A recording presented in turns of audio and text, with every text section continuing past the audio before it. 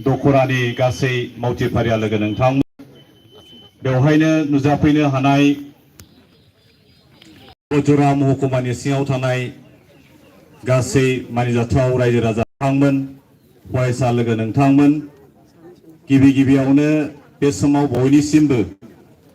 दुलाराय बर' फरायसा आफादनि जानानै बे समाव आंनि अननाय खुलुमनाय आरो मोजां मोननायखौ नोंथांमोन बयनिसिमबो आं जासिहरबाय।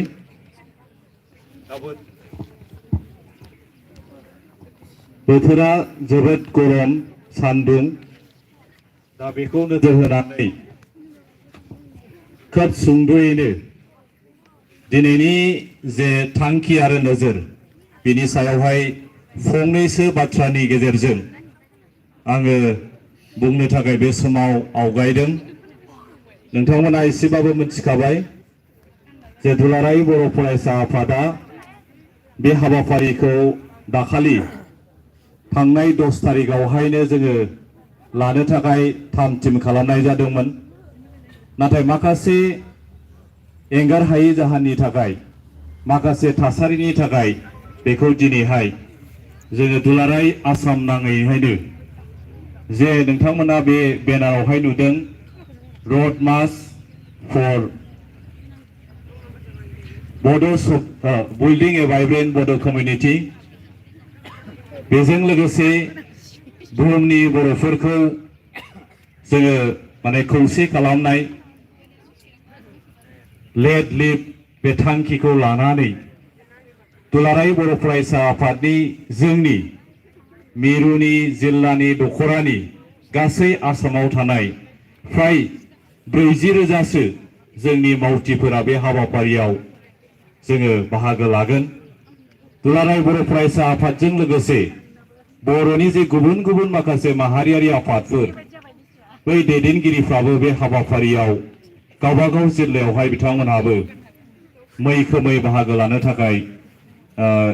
बिथांमोनहाबो लागोन। दा बे लानायनि गुबै जे थांखि आरो नोजोर जोङो बे नारावनो रोखायै जों मिथिखाबाय जे बड'फा उपेन्द्र ब्रह्मआ बर' हारिखौ लानानै बिथाङा मोनसे सिमां सुजुदोंमोन रनसायदोंमोन जे बर'खौ बुहुमाव गेरेमसा माहारि हिसाबै दाफुंनांगौ आरो बिथांनि जे सानस्रि आरो सान्थौ बेखौनो जोङो बिथा खालामनानै दिनैनि बे हाबाफारिखौ लानाय जादों। बेजों लोगोसे सारा पृथिबीनि सारा बुहुमनि जे बर'फोरखौ जोङो मोनसे खौसे खालामनायनि गेजेरजों जे जोंनि जे जातीयताबाद बड' नेशनेलिज्म जोंनि जे राव थुनलाइ हारिमु बेखौहाय जोङो माने गोग्गोम खालामनांगौनि थाखाय दिनैनि बे हाबाफारिखौ लानाय जादों। बेजों लोगोसेहाय दुलाराय बर' फरायसा आफादा जिहेतु मोनसे बर' हारिनि माहारियारि आफाद आरो जोनोम जानायनि उननिफ्रायनो जे बर' जाथिनि थैनाय थांनाय बर'नि जे खौसेथि थामोनथा जौगाथाय बै बाथ्राफोरखौ नोजोर होबोनानै गुबुन गुबुन आयदायाव दुलाराय बर' फरायसा आफादा खुनु मोनसे गोहोनि खाथियाव गंलायाजासे माने कमप्रमाइज गैयाजासे दिनैहाय खामानि लाबोबाय थानाय जादों। आरो जों मिथिगौ दुलाराय बर' फरायसा आफादा संबिजित बायदियै जे जोङो मा बोसोरनैनि थाखायहाय एबसुआव जोङो खामानि मावनो बिबान लाफैयो। बियो सेन्ट्रेलानो जा डिस्ट्रिक्टआनो जा आनसलिकआनो जा बा इउनिट लेभेलानो जा दिनै बेवहाय गोबां जोंनि गोदान गोदान बिबानगिरिफ्रा बिबान लानानै दिनैहाय दायो खामानि मावगासिनो दं। बिथांमोनखौ जोङो आफादारि बिथिङाव मोनसे स्ट्रेंथेन खालामनांगौनि थाखाय गोख्रों खालामनांगौनि थाखाय आरो बेजों लोगोसे जोङो आसामजों लोगोसे सारा मुलुगावहायनो जोंनि नैबे आसामाव बिटिसिजों लोगोसे गुबुन गुबुन ओनसोलाव जे जों बर'फ्रा बा दुलाराय बर' फरायसा आफादा मोनसे गोहोगोरा शक्तिशाली मोनसे आफाद बेखौ दिन्थिफुंनायनि थांखि आरो नोजोरजों दिनै दुलाराय बर' फरायसा आफादा बे हाबाफारिखौ लानाय जादों। आरो बेनि अनगायैबो जे बड'फा उपेन्द्र ब्रह्मआ जे मोनसे स्ल'गान होदोंमोन लिभ एन्ड लेट लिभ थां आरो थांनानै थानो हो जे जोंनि ओनसोलाव जोंहा बर'जों लोगोसे गुबुन गुबुन बेवहाय जाति जनगोष्ठीफोर रायजो जानानै दङ दा बै फिसा फिसा जाति जनगोष्ठी बिथांमोनखौबो जोङो मोनसे गोजोन खौसेथिनि गेजेरजों बिथांमोनखौबो गुबुन गुबुन बिथिङाव जौगानांगौनि थाखाय समानै लांफानांगौनि थाखाय बर' हिसाबै जोङो बिग ब्रादारनि मोनसे बिफावखौ लानानै भबिष्यत समावहाय खामानि मावलांनांगौनि थाखाय दिनैनि जे रेलि बे हाबाफारिखौ दिनैहाय थामथिम खालामनाय जादों जेखियानो जाया मानगोनां रायजो राजा नोंथांमोन जे दुलाराय बर' फरायसा आफादा जोङो जेब्लाबो खौसेथिनि थाखाय खामानि मावदों जोंनि माने राव थुनलाइनि थाखाय खामानि मावदों बा सोलोंथाइ बिथिङाव खामानि मावदों दा मैयाबो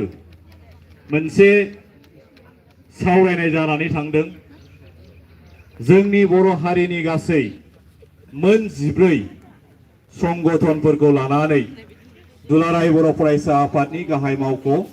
बड'फा हाउसआव मैया मोनसे सावरायनाय हाबाफारि जादों आरो बे सावरायनाय हाबाफारिखौ दुलाराय बर' फरायसा आफादजों लोगोसे बर' थुनलाइ आफाद XMDB वेलफेयार एसोसिएशन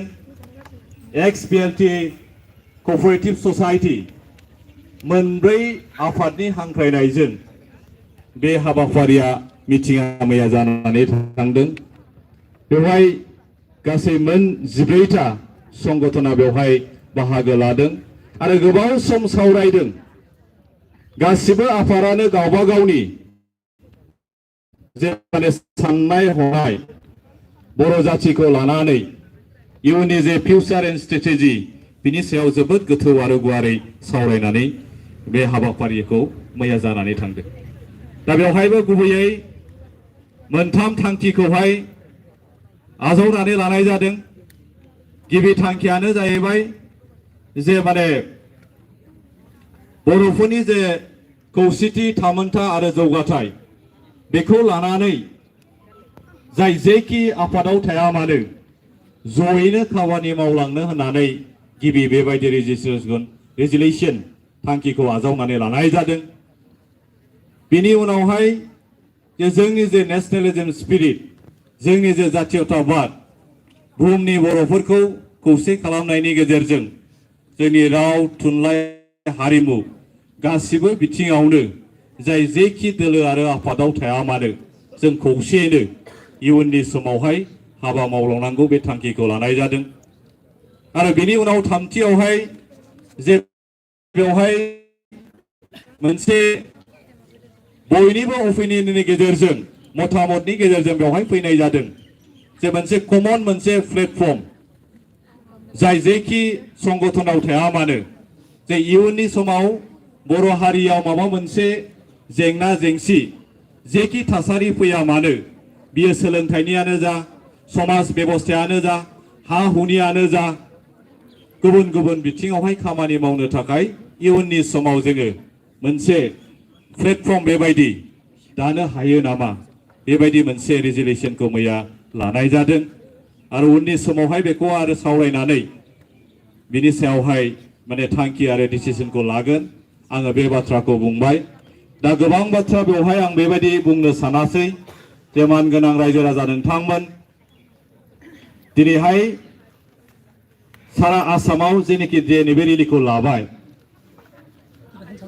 आरो ओरैनो दुलाराय बर' फरायसा आफादखौ जोंनि आसामजों लोगोसे नर्थ इस्ट आरो गासै दुलाराय भारतआवनो दुलाराय बर' फरायसा आफादखौ मोनसे आब्रुथि गोनां डिसिप्लिन मोनसे अर्गेनाइजेसन हिसाबै दिनैहाय स्वीकृति जों बेखौहाय मोननो हादों थांनाय समफ्राव जेब्ला माने भारतनि राजधानी दिल्लीयावहाय गोबां माखासे आन्दोलननि हाबाफारिफोर लानाय जादोंमोन बैफोर हाबाफारिफ्राव जोङो नर्थ इस्टनिफ्राय बर'फोर जुदि बेवहाय माबा मोनसे हाबाफारि रेलियानो जा गुबुन गुबुन हाबाफारि लानांगौ जायोब्ला बेवहाय दिल्ली पुलिसा माने एबसुआ मोनसे डिसिप्लिन अर्गेनाइजेशन बे हिसाबै जोङो बेबायदि प्रशासननिफ्राय पारमिशन एबा बेबायदि गनायथि मोनाब्लाबो जोंनि जे डिसिप्लिननि थाखायनो जोङो गोबां समाव गुबुन गुबुन हाबाफारिखौ जोबोद मोजाङै जोङो मावफुंबोनो हादों। दा ओंखायनो आं सानदों जे दिनैहाय जे रेलिनि हाबाफारियाव बाहागो लानाय गासै रायजो राजा नोंथांमोना जागायजेननायनिफ्राय लानानै जोबजासिम जेन' बयबो आब्रुथिनि गेजेरजों बे हाबाफारियाव बाहागो लानानै जों बेखौहाय जाफुंसार महर होयो आं बेखौ खावलायबाय। बेजों लोगोसे जोंनि जे पर्बतजरा महकुमानि सिङाव थानाय जोंनि जे रायजो राजा जोंनि जे दल संगठन बेबो मोनसे माने गोख्रों मोनसे स्ट्रेंथेन